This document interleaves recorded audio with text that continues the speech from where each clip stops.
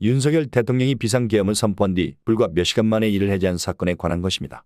이 사건은 국가의 안위를 지키기 위한 조치로서 중요한 의미를 가지지만 그 실행과 해제 과정에서 발생한 혼란과 정치적 파장은 매우 심각한 상황으로 비춰지고 있습니다. 그럼 이제 여러분에게 이 사건의 전말과 관련된 이야기를 자세히 전해드리겠습니다. 여러분 안녕하세요.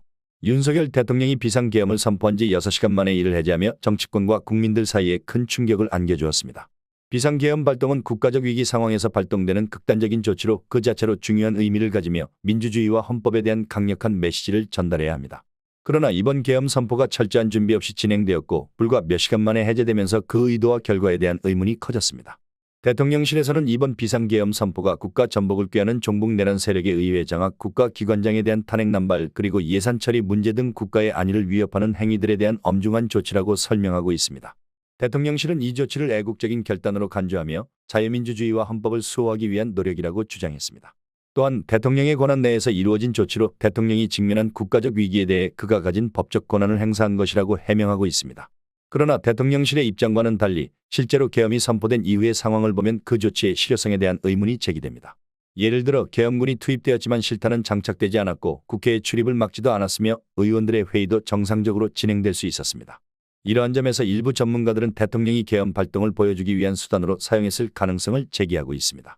대통령이 권한을 행사하고 싶었으나 그 과정에서 실제적인 효과를 거두지 못했다는 비판이 나오는 이유입니다. 계엄 발동은 국가의 안위를 지키기 위한 최후의 수단으로 여겨져야 합니다. 그러나 윤석열 대통령은 이번 계엄을 단지 정치적 메시지나 위기 상황에서 권력을 행사하는 도구로 사용한 것이 아니냐는 의문을 낳고 있습니다.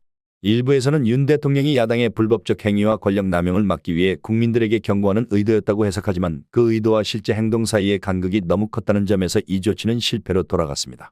비상계엄을 선포한 대통령이 실제로 그에 따른 실질적인 행동을 하지 않았다는 점에서 일부 국민과 정치권에서는 이를 보여주기식이라고 비판하고 있습니다.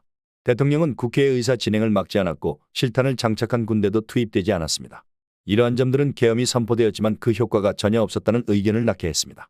결국 이 조치는 국회나 국민들로부터 큰 반발을 사게 되었고 단 6시간 만에 해제되며 실패로 평가되고 있습니다.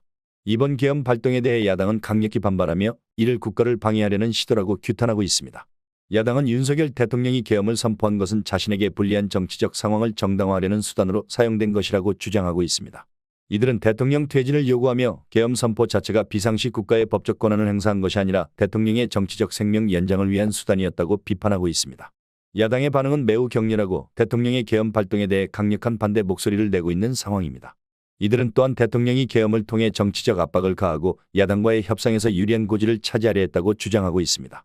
이와 함께 대통령은 정치적 이유로 계엄을 발동했으며 이를 통해 야당의 반발을 무력화하려 했다는 주장도 제기되고 있습니다. 결국 윤석열 대통령의 계엄 발동은 야당과 국민들에게는 그 의도가 제대로 전달되지 않았고 이에 대한 이해가 전혀 이루어지지 않았습니다. 이번 사건은 국민들 사이에서 큰 혼란을 야기했습니다. 비상계엄이란 극단적인 조치가 선포되었을 때 국민들은 이를 어떻게 받아들여야 할지에 대한 의문을 가질 수밖에 없었습니다. 특히 30에서 40대의 젊은 세대는 계엄에 대해 부정적인 이미지를 가지고 있으며 과거 군사 정권에서의 독재적 조치와 연결짓는 경향이 큽니다.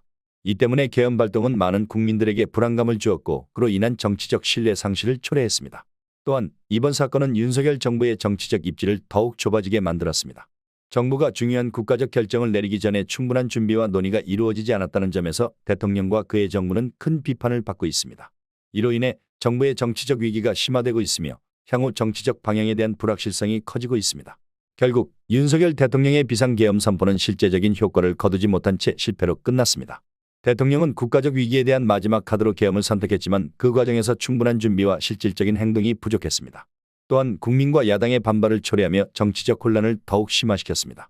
이 사건은 향후 대한민국 정치와 사회에 큰 영향을 미칠 가능성이 큽니다.